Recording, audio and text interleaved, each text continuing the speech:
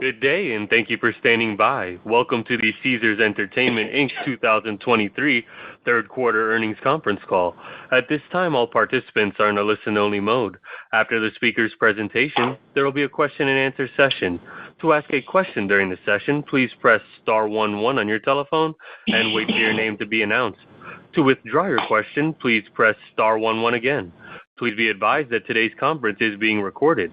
I would now like to hand the conference over to your speaker today, Brian Agnew, Senior Vice President of Corporate Finance, Treasury, and Investor Relations. Thank you, Josh, and good afternoon to everyone on the call. Welcome to our conference call to discuss our third quarter 2023 earnings. This afternoon, we issued a press release announcing our financial results for the period ended September 30, 2023. A copy of the press release is available in the Investor Relations section of our website at investor.caesars.com. As usual, joining me on the call today are Tom Reeg, our CEO, Anthony Carano, our President and Chief Operating Officer, Bret Yunker, our CFO, and Eric Hession, President, Caesars Sports and Online Gaming. Before I turn the call over to Anthony, I would like to remind you that during today's conference call, we may make certain forward-looking statements about the company's performance. Such forward-looking statements are not guarantees of future performance, and therefore one should not place undue reliance on them. Forward-looking statements are also subject to the inherent risks and uncertainties that could cause actual results to differ materially from those expressed. For additional information concerning factors that could cause actual results to differ from those discussed in our comments today, you should refer to the cautionary statements contained in our press release and also the risk factors contained in our company's filings with the Securities and Exchange Commission. Caesars Entertainment undertakes no obligation to revise or update any forward-looking statements to reflect events or circumstances that occur after today's call. Also, during today's call, the company may discuss certain non-GAAP measures as defined by SEC Regulation G. The GAAP financial measure is most directly comparable to each non-GAAP financial measure discussed, and the reconciliation of the differences between each non-GAAP financial measure and the comparable GAAP financial measure can be found on the company's website at investors.caesars.com by selecting the press release regarding the company's 2023 third quarter financial results. With the disclaimer out of the way, I will now turn the call over to Anthony. Thank you, Brian, and good afternoon to everyone on the call. We delivered the strongest consolidated adjusted EBITDA quarter in the history of the company, led by a new all-time quarterly adjusted EBITDA record in our regional markets, profitability in our digital segment, and continued strength in our Las Vegas segment. All three segments grew adjusted EBITDA year over year.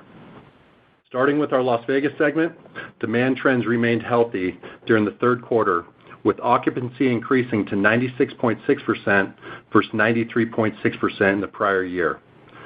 Total Las Vegas segment revenues were up 4%, driven by higher occupancy and higher ADRs, which drove record cash hotel revenues, record gaming revenues, and record food and beverage revenues. Excluding Rio payments, our Las Vegas segment generated $494 million of adjusted EBITDA with a margin of 44%. During the quarter, our group segment also delivered an all-time Q3 record for adjusted EBITDA. As we look to the remainder of the year, Las Vegas continues to benefit from strong leisure and casino guest demand, a robust events calendar, and the continued strength of the group and convention segment. We're looking forward to the inaugural F1 race in November, the culmination of significant planning and infrastructure improvements executed by the city in order to deliver a great event. Heading into 24, we are also excited for Las Vegas to host the Super Bowl in February, in addition to many other new and exciting events planned throughout the year. Las Vegas continues to benefit from one of the strongest event calendars in the United States. In our regional segment, revenues were up 2% versus last year, and adjusted EBITDA grew to $575 million, the best regional quarter on record. Stable guest demand, combined with excellent performance from our completed capital projects and newly opened facilities, helped to offset competitive pressures in a few of our markets. Our regional segment is benefiting from a diversified portfolio across the United States. Turning to our capital projects, we are anticipating a Q4 opening for our Harrah's Hoosier Park property expansion, and we expect to have the new Versailles Tower rooms in Vegas online by the end of the year.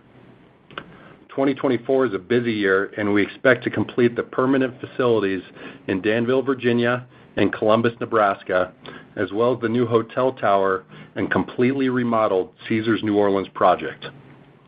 We are looking forward to a strong finish to 2023. Consumer demand remains strong, and our capital projects are winding down. We will continue to remain focused on operating cost efficiencies, harvesting returns on project capital, and driving long-term EBITDA growth. I want to thank all of our team members for their hard work. Our success is a direct result of the dedication of our team members and their commitment to delivering exceptional guest experiences every day. With that, I'll now turn the call over to Eric for some insights on the second quarter in our digital segment. Thanks, Anthony. During the third quarter, we delivered another positive adjusted EBITDA result and a significant improvement versus the same quarter last year. Caesars Digital generated $2 million of adjusted EBITDA versus a $38 million EBITDA loss last year, demonstrating significant and continued year-over-year flow-through improvements. Q3 represented a second consecutive quarter of EBITDA profitability in our digital segment. It makes us positive now on a trailing 12-month basis as well. During the quarter, online sports betting handle increased 14%, and iCasino handle improved 38%. Revenues were negatively impacted by lower year-over-year hold in both our online sports betting and iCasino segments, which we believe to be temporary. We continued to remain balanced with our promotional spend during the quarter, with a focus on investing in our best customers, resulting in an overall promotional spend being among the lowest in the industry.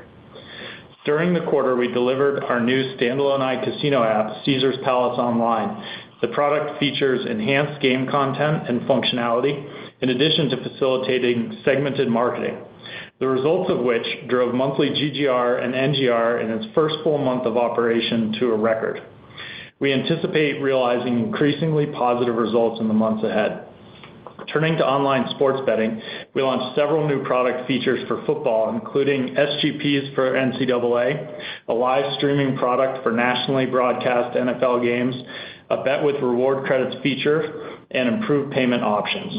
As we head into 2024, we believe that our product in both sports betting and iCasino are significantly improved from prior periods and quite competitive.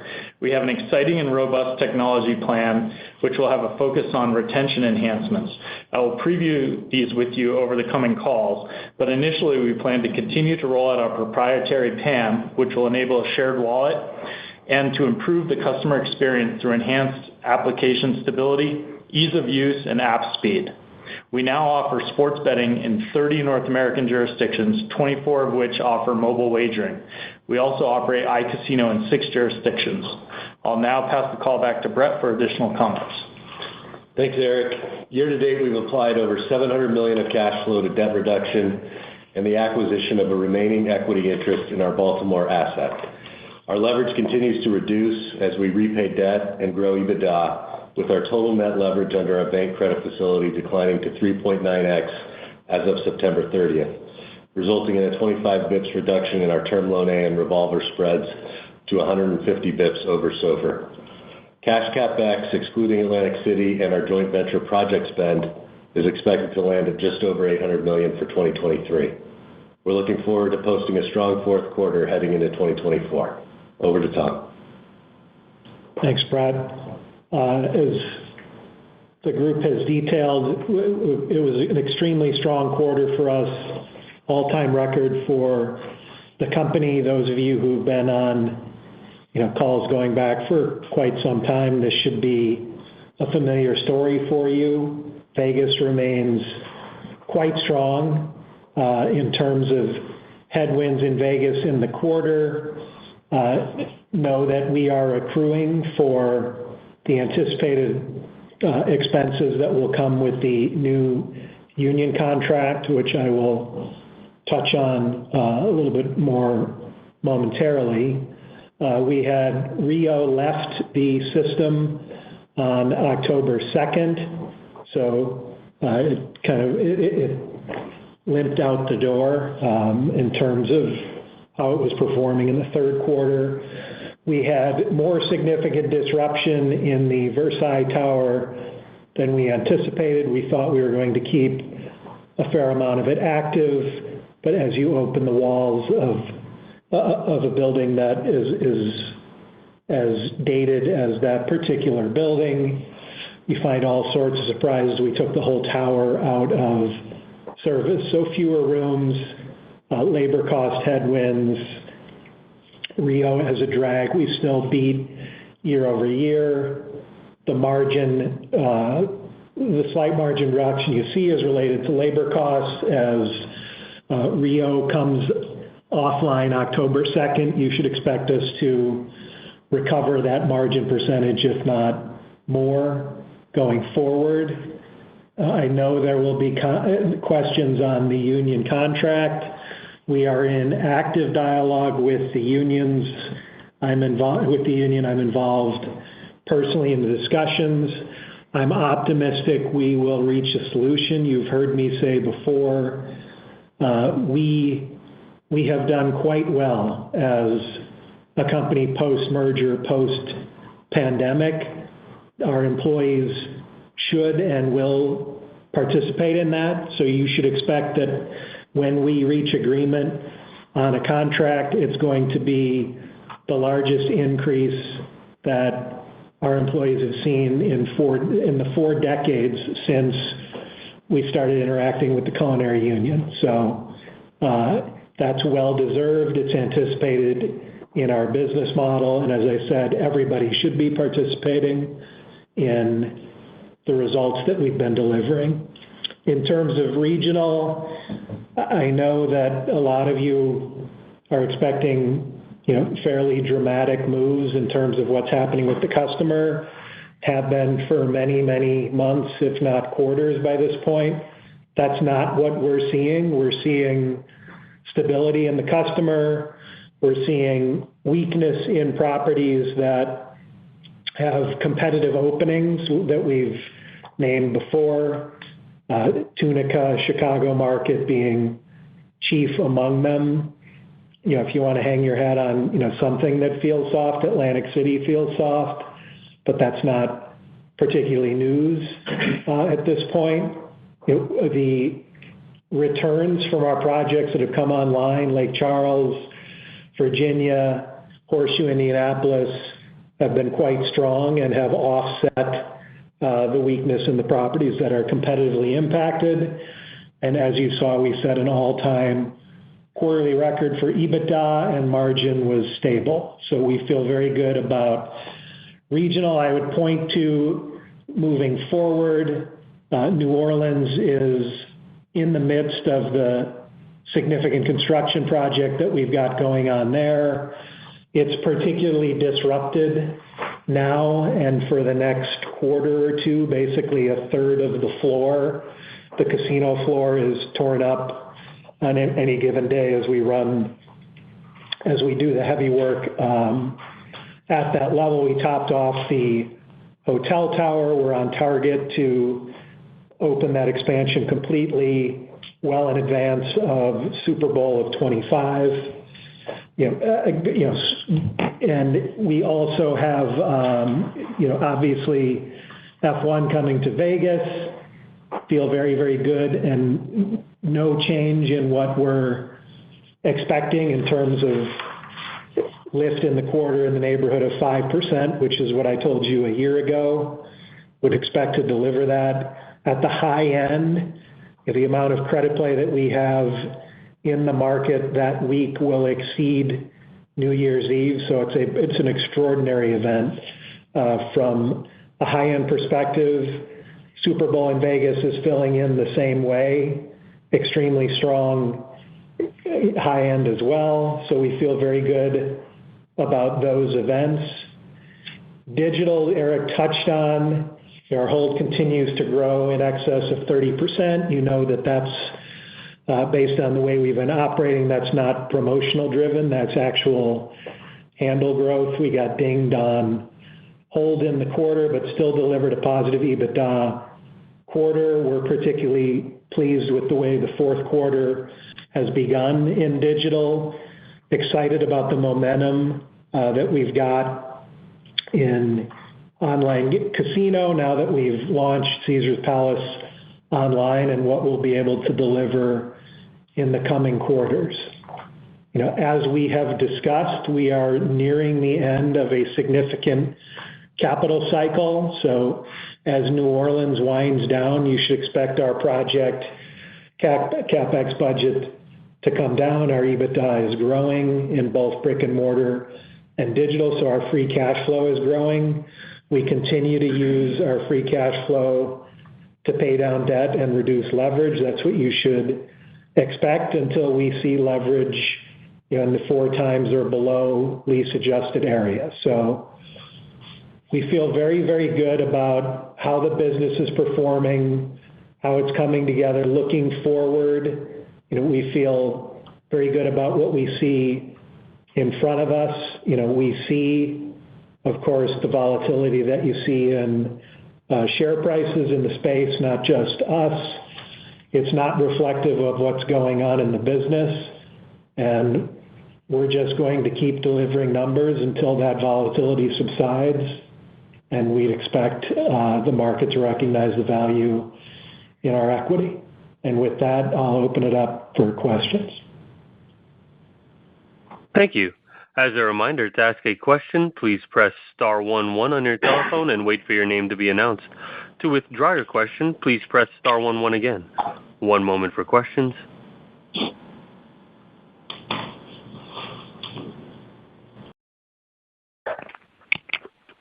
Our first question comes from Carlo Santarelli with Deutsche Bank. You may proceed. Hey, guys. Thank you. Anthony, I believe you were talking about some of the event calendar for 2024 as it pertained to Las Vegas. I was wondering if you could perhaps provide kind of an update on where you guys are in terms of group pace and how you're thinking about kind of the in-the-year, for-the-year experience this year relative to what you could perhaps see next year. Yeah, thanks, Carlo. Group pace, as we said, set a record in this quarter. We see an extremely positive calendar going into 24, getting better by the day. I think mix is around 15 to 16% this year, should pace up to about high teens next year. Perfect. Thank you. And then, obviously, you guys benefited from some of the favorable baccarat results in the market in the 3Q. I was just wondering, I mean, we've seen a pretty healthy stretch here of materially higher baccarat holds. Is there anything that your folks are noticing just in terms of the changing dynamics that we seem to be seeing coming out of at least the Nevada published data as it pertains to baccarat? No, we had a really good quarter in baccarat last quarter, Q2. Q3 normalized for us. We're seeing a really strong return of the international customer, a diversified return of the international customer, and we think that will continue to grow this quarter with F1. A lot of interest in international for both F1 and the Super Bowl, and then anticipating a great New Year's and Chinese New Year's for next year for international. Great. Thank you very much. Carlo, on a consolidated basis for the quarter, hold didn't have a material impact one way or another for us.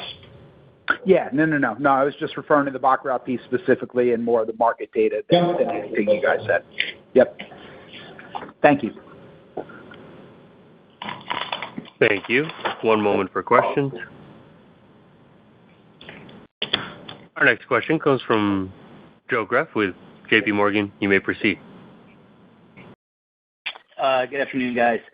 Want to lead off with a question for Eric here. Obviously, significant increase in iGaming handle up 38% year over year, and that's great. Can you talk about the path for growth from here? What are some of the drivers to continue that accelerating momentum, particularly when you think about other brands or reskinned apps and how that could drive growth there, Eric? Yeah, sure. Thanks, Joe. Yeah, we feel like from a volume perspective, we had a very solid quarter on both sports and iCasino, up 38%. And keep in mind, during the quarter, we didn't have our app, with the exception of basically for 1 month, as we were putting it in for the first 2 months of the quarter. So again, most of the upside from the new app is going to accrue, in the fourth quarter and into next year. We feel that there's a lot of opportunity to improve the integration of the various game vendors. That'll give us more insight into the actual workings of the game and see what customers are playing and where the spins are. We also have an opportunity to improve our CRM. As we mentioned during prior calls, up to about a couple months ago, we weren't able to do segmented marketing. And so now with our new app and with some of the new technology, we feel like that's going to really benefit us heading into next year. And then to your point, we are exploring the possibilities of adding another skin to the portfolio. There are a number of states where we have additional licenses that we've reserved and would plan to potentially roll that out later in 2024. So all of those things contributing to the overall improvement. But what I would say is that the thesis of the new iCasino app is following exactly the script. We're seeing a much higher percentage of slot players, which if you recall on our prior app, it was heavily table focused. And then as a result, we're seeing improved hold in that particular app, which we think over time will ultimately create a whole lot more value for us. Great. And then a question for you, going back to Las Vegas. In the third quarter, casino revenue flat year over year, food and beverage, hotel, and other all up to varying degrees, nicely up year over year. Table game drop was down 6%. Is there anything specific there, Anthony or Tom, that you would call out? In the Q, you do reference that the Las Vegas segment had faced some challenges related to construction disruption and road work on the Strip. Obviously, it didn't impact food and beverage and hotel. To what extent was that a driver? I mean, you could name a lot of things that impact that, but a big impact on casino revenue is shift in mix out of your database or tour and travel into group business. Those customers spend more money outside of the casino floor than those that they're replacing. So you're going to see some of that. I wouldn't really, and obviously table games drop, particularly in Caesar's Palace where we are today, is dependent on when your big customers come and visit. And so there's, I don't want to say seasonality, but there's volatility in that number based on when those customers show up. Great. And then just related to Las Vegas, Tom, do you think you benefited at all from a competitor's cybersecurity issue, which may have hurt them, or which definitely hurt them based on their disclosures? Did you have an outsized benefit that you would call out? No, I wouldn't call out a benefit. I would tell you one thing I know for certain after this quarter is nobody benefits from a cybersecurity incident. Thank you, guys. Have a good day. Thank you. One moment for questions.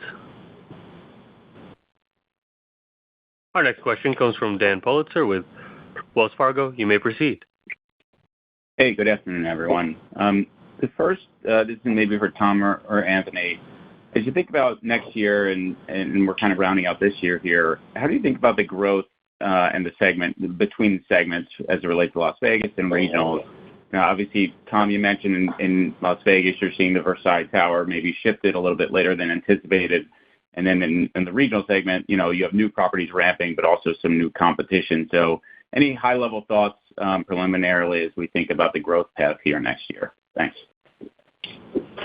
Yes, I'd say on the Versailles Tower, timing really hasn't changed. What changed is we had to take far more rooms out of service than we anticipated before we started opening up walls. We'll still, as Anthony said, be getting rooms back before the end of the year.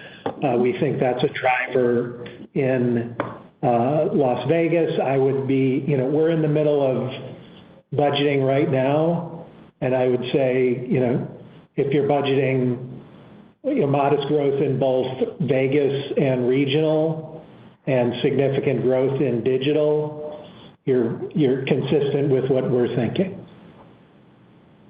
Got it. And then just pivoting to digital a bit, I mean, this is a business where I think it seems like from an operating expense perspective, it looks like you've really reached scale there. As you think about the path forward here, are there any rules of thumb or high-level ways to think about the flow-through, just as it looks like you've turned the corner in terms of the cost structure?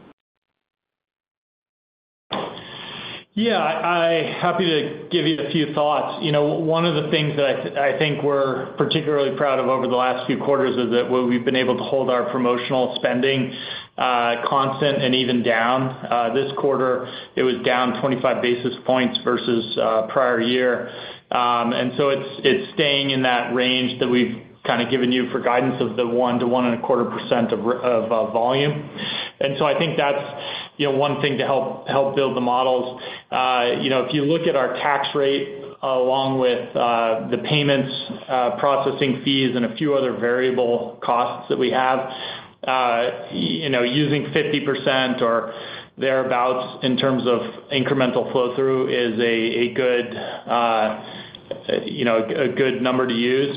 I think you're probably right about thinking where we're kind of essentially at that point where we've covered all of our fixed costs now, and the marketing spend is still coming down. We were down about $50 million year over year this quarter versus same quarter last year. And that'll start to kind of stabilize as we've pulled a lot of it out, with the exception of some of the league and other longer-term commitments coming out over the next year. But from a variable perspective, I would think you could take every incremental dollar and flow 50% through at this point. Got it. Thanks so much for the detail. Thank you. One moment for questions. Our next question comes from Steven Wieczynski with Stifel. You may proceed. Yeah. Hey, guys. Good afternoon.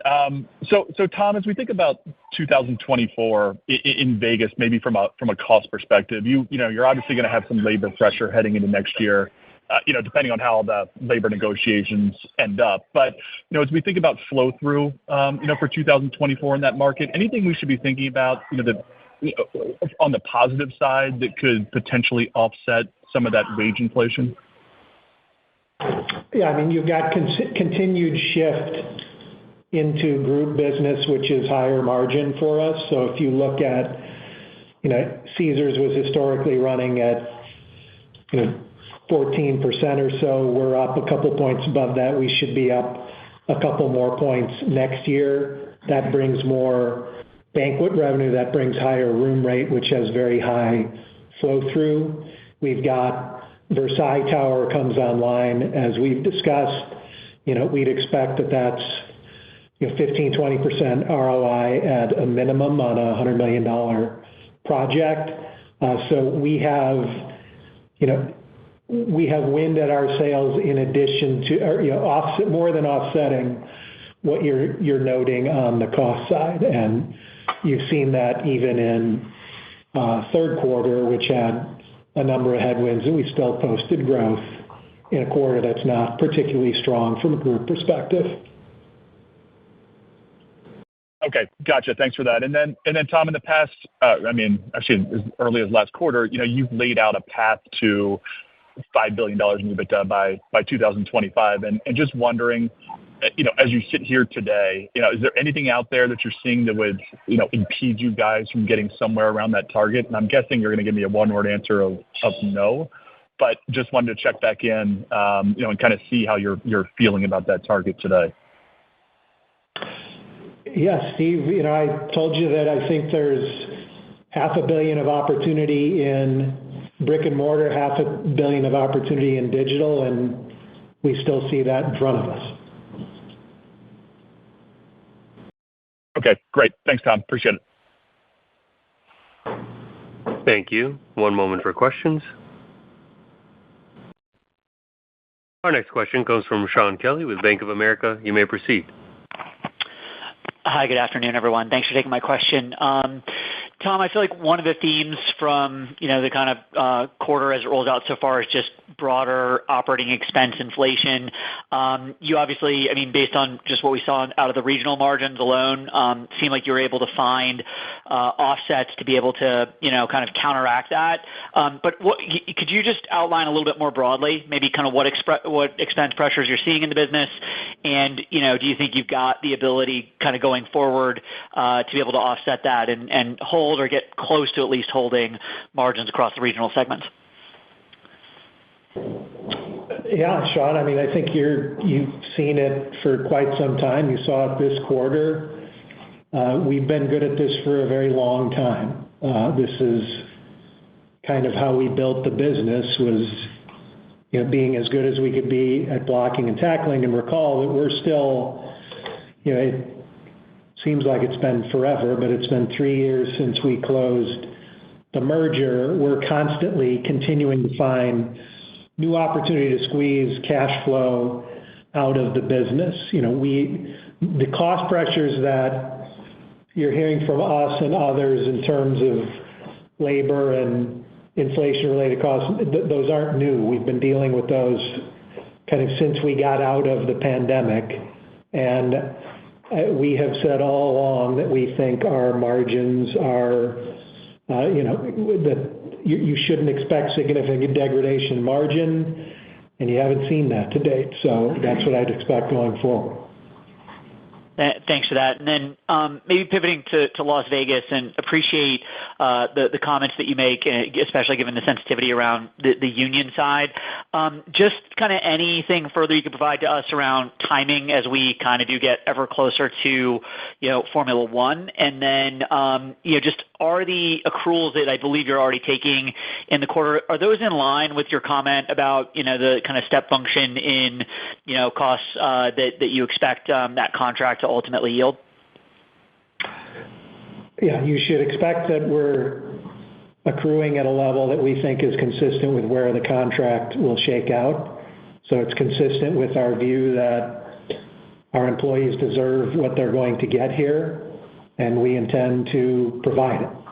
In terms of timing, we're in active dialogue. I don't want to be delivering a play-by-play.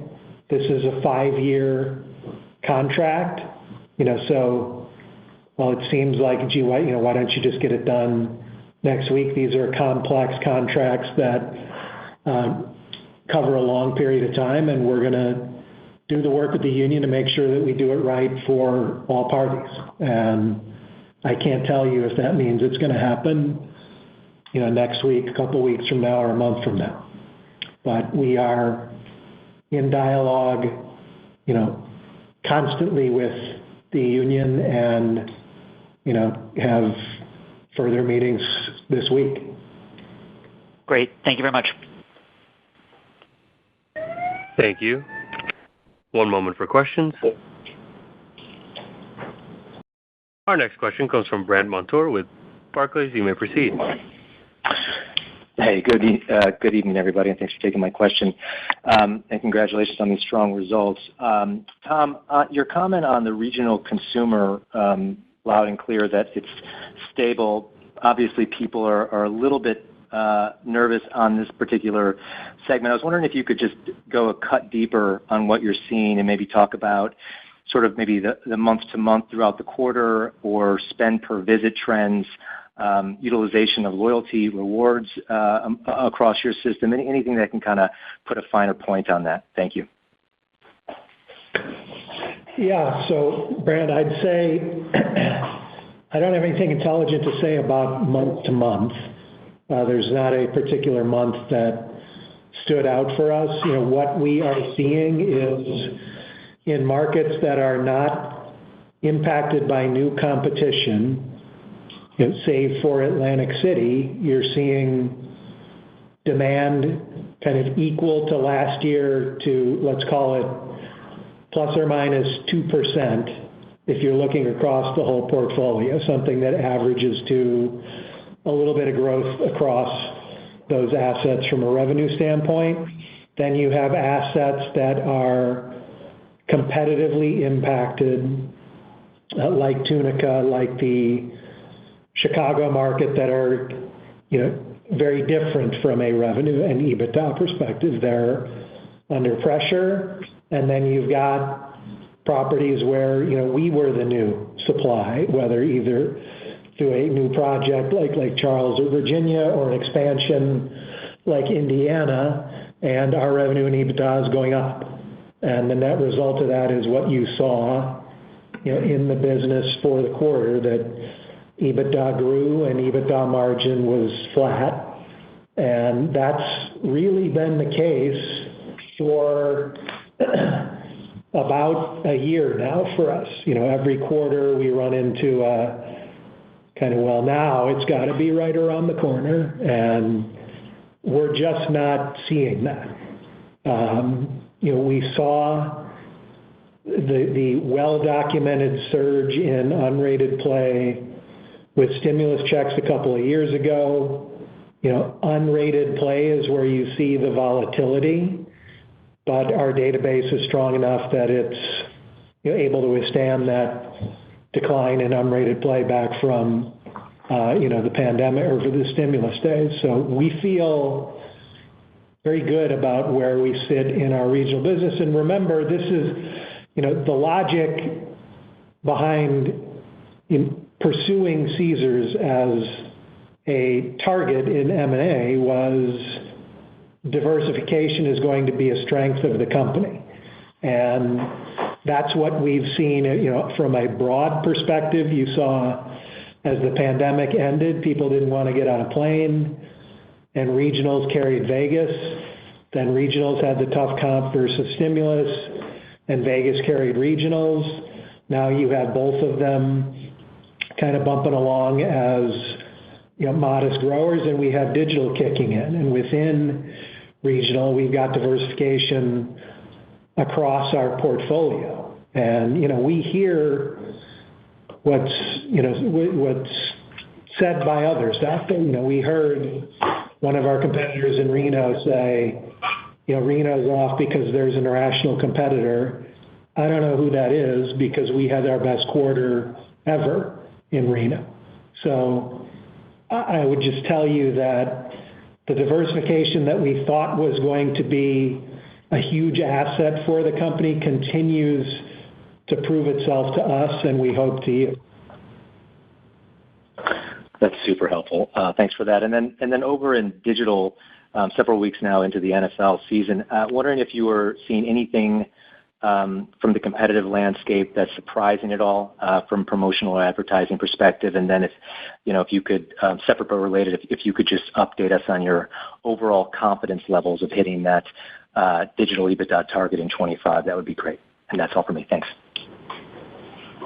Yeah, so the target has not changed. We continue to see a visible path to that end, and each quarter we grow more confident. We're not seeing anything promotionally that's requiring us to respond.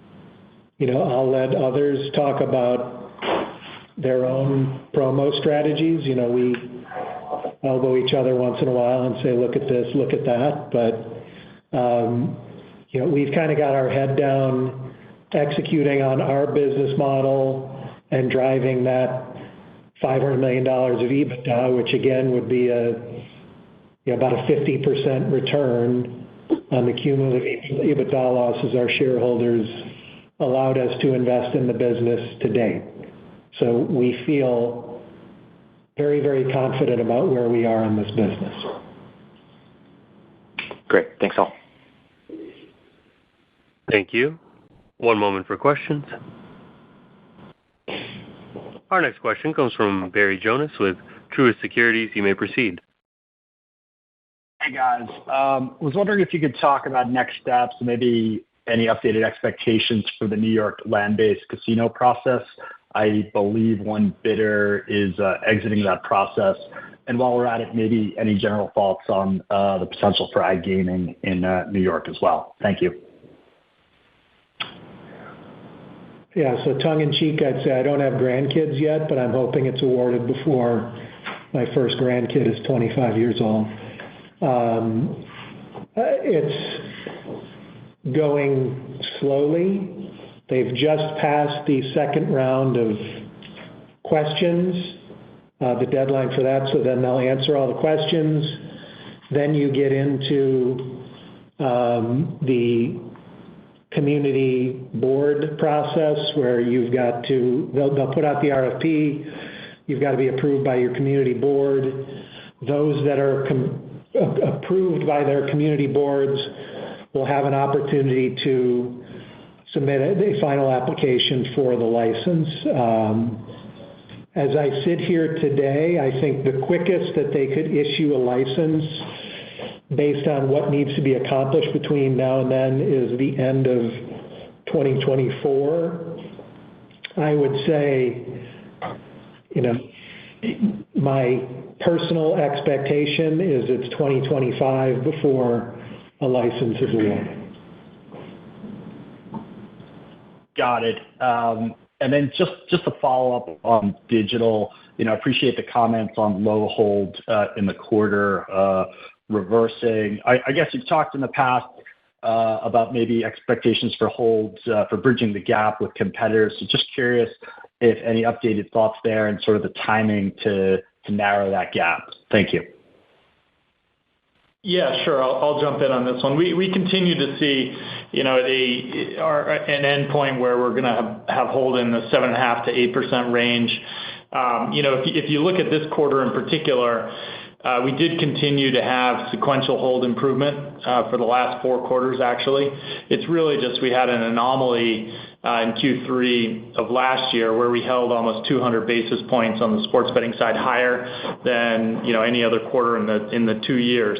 So it's really just a reversal of that period, and that was primarily driven by the September last year football results, which then reversed this year. But we're steadily improving on that path. It is important to note that if you look at last year's, our blended hold was around 5.5%.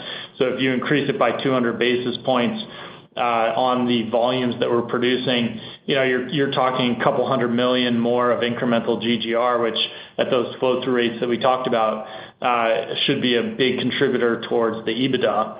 And as I mentioned, we're heading steadily in that direction. So that's one of those areas that it's in the model to get to the $500 million. We have to execute on it, but it's not particularly dependent on either the consumer changing behavior or our competitors doing something differently. We just need to execute on that. Great. Thank you so much. Thank you. One moment for questions. Our next question comes from Stephen Grambling with Morgan Stanley. You may proceed. Hey, thanks. I know in the past you talked about hitting the 4 turns of leverage and then keeping M&A in the toolkit. Would love to hear, as you look at the broader environment, obviously there's been a lot of market volatility. Has that increased the likelihood of any M&A opportunities popping up, or do you say, look, at this point, buying back your own stock makes the most sense? Yeah, and thanks for the question. So the uses of free cash flow that are available to us are deleveraging, something internal from a growth capital perspective, something external from an M&A perspective, or buying my stock. When we had the conversation last quarter, our stock was right around $60 and going up. As we sit here today, closed around $40 today. At that free cash flow yield, it's going to be very difficult for me to find an external opportunity that I have the same level of conviction I'd have in terms of driving returns in buying my stock at a 15+% free cash flow yield. So when we get to our toward the end of the New Orleans project and leverage gets to our target, if I can drive the kinds of free cash flow returns we could drive with our stock at 40, I'd much more likely be a buyer of our stock than using it in acquisition where I'm effectively selling it. So it's going to depend on where we sit. Those are the tools available in the toolkit, but the stock at this level is very clearly the best alternative. That's helpful, and perhaps a change in topic, but on iGaming, I think you referenced a bit of a pivot to more slot play. Is that effectively a different customer as we think about iGaming on tables versus slots? And there's always this question of, is that impacting at all the brick-and-mortar customer and/or properties? Are you still seeing incremental customers coming from digital? Thank you. Yeah, so the answer is yes. It's the customer that showed up in our iGaming business before through our sports betting tab tended to be a sports bettor, which skews younger and male and table games player.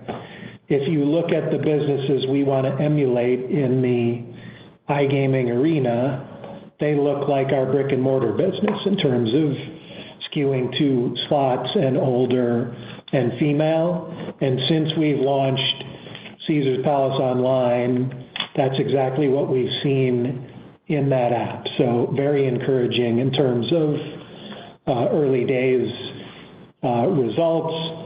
In terms of cannibalization, we have seen nothing to date in terms of cannibalizing the brick and mortar business. It's been accretive to brick and mortar in that customers that we found through digital or reactivated in digital showing up in brick and mortar continues to increase as the quarters pass. So very pleased with how that business is developing. Know that it's early stage since we've launched Caesars Palace Online, but extremely encouraged by results. Helpful. Thanks so much. Best of luck. Thank you. Thank you. One moment for questions. Our next question comes from John DeCree with CBRE. You may proceed. Hey, good afternoon, guys. Thanks for taking my question. Maybe one, back on iGaming, and I know most of your peers, competitors don't really, provide active user information, but, from your response to your prior questions, it sounds like with the shift in demographics, are you seeing, meaningful increase in active users or frequency of play from customers, or are you more seeing, since you've launched a standalone app, higher paying customers come in, or a mix of both? Any kind of color you could provide around those trends would be helpful. Yeah, you're seeing all of the above. You're seeing more active play, you're seeing increase in customers, and you're seeing better customers coming into our network. So it's been, as I said, an encouraging start. Thanks, Tom. And maybe to pivot back to, the M&A potential question, I guess bigger picture, and I imagine the answer is, but potential target specific, but, given the margin improvements that the industry realized post-pandemic, when you look at possible targets, do you still see an opportunity for meaningful synergies or efficiencies that you and your team could find that might make an M&A target, particularly accretive when, valuing that against the free cash yield of your stock today? I mean, are there still some opportunities that you think you could harvest, some additional EBITDA growth from?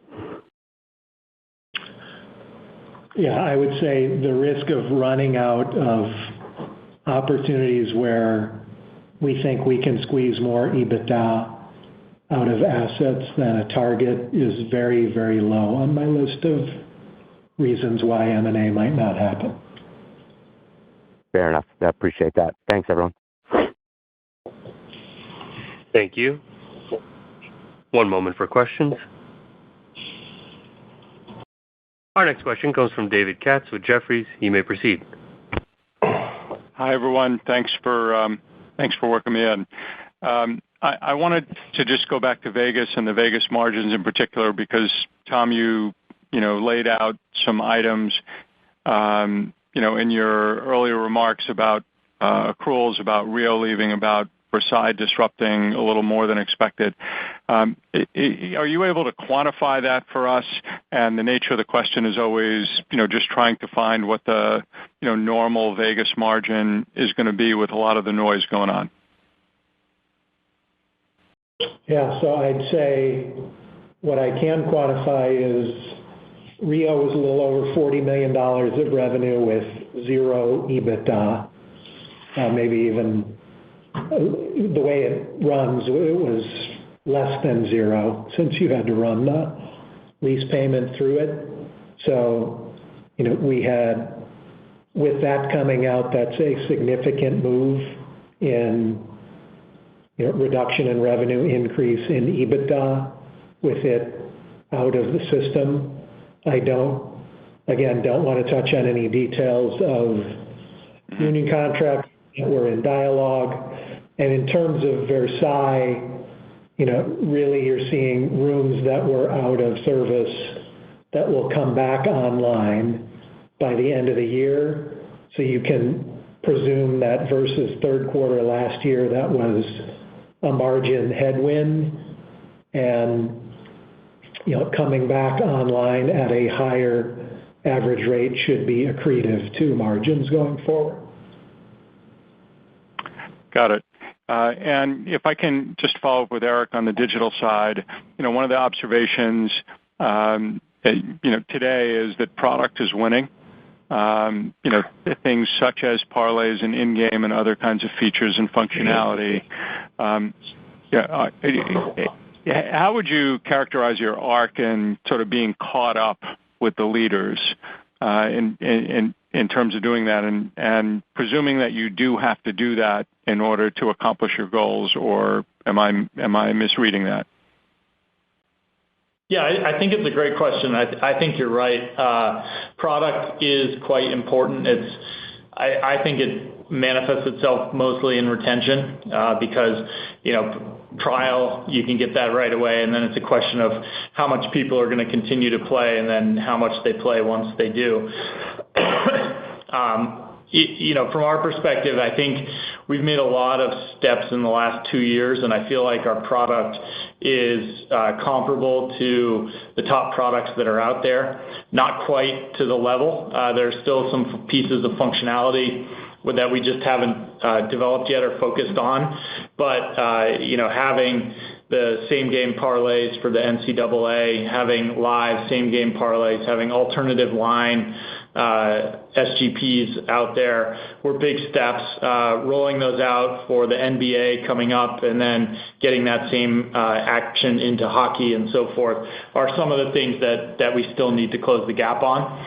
But broadly speaking, I feel like if a customer came to our app, the benefits that we have with Caesars Rewards, with a lot of the other things that we can offer that some of our competitors can't, the app is going to allow them to stay with us and become a loyal customer. Whereas I think if you were to say that same thing about a year and a half ago, that may not have been the case. Got it. Appreciate it. Thank you. One moment for questions. Our next question comes from Chad Beynon with Macquarie. You may proceed. Hi, this is Sam on for Chad. Thanks for taking our questions. First one is for Eric. Wanted to ask about the watch and bet streaming feature that you launched for NFL this season, and if you've seen any changes in customer engagement or betting behavior from implementing this feature so far, and any thoughts around adding this feature for other sports? Yeah, we're very excited to be one of the few operators to basically trial this for the NFL and our partners. We do see uptick in terms of customers watching it on our app. We're able to measure how many people are viewing it and so forth. The next big step is going to be able to overlay wagering opportunities while customers are watching it. That we don't have yet. It's under development, and that's why we still consider this to kind of be a trial. So in terms of customer behavior change, at this point we're still waiting for more data to be able to determine that.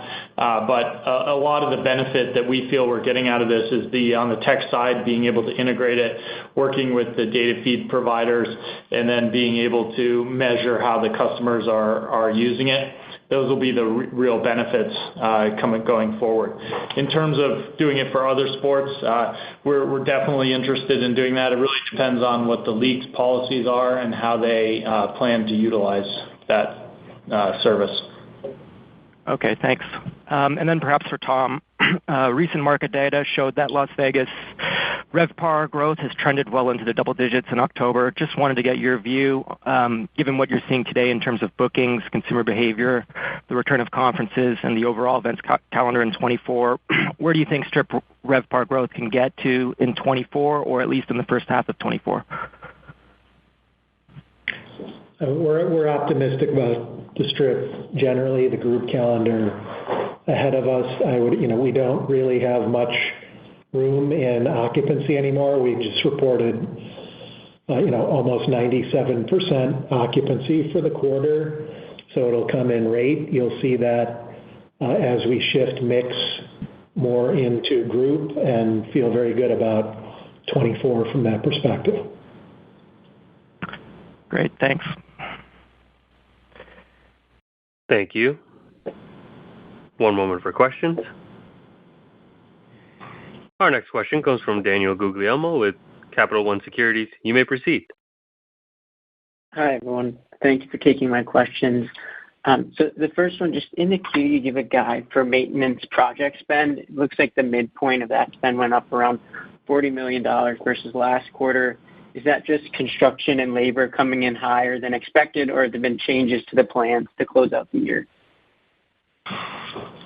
Yeah, we just caught up on some deferred spend from last year into this year, so slightly accelerated above pace within the calendar year spend on maintenance. Okay, thank you. And then just going back to the table game drop for the brick-and-mortar portfolio, I know we talked about Vegas earlier, but it's also slowed year-to-date on the regional side, and it seems like table game traffic volumes have diverged from slots in both segments. Is there anything there around certain demographics or a piece of the database not showing up or playing differently? And do table game players tend to be younger than slot players in the brick-and-mortar?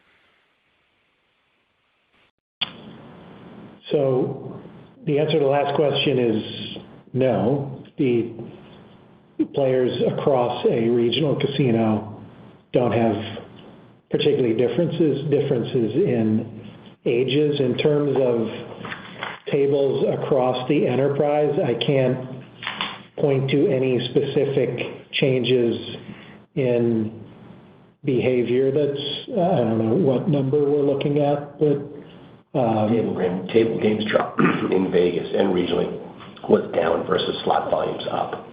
Yeah, I don't really have anything intelligent to say about that. Most of our regional properties, table games a fairly small piece of the business.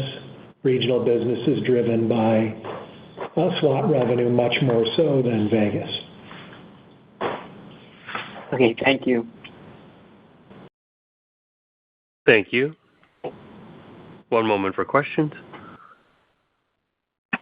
Our next question comes from Joe Stauff with SIG. You may proceed. Thank you for taking the questions. I just had two, maybe on digital.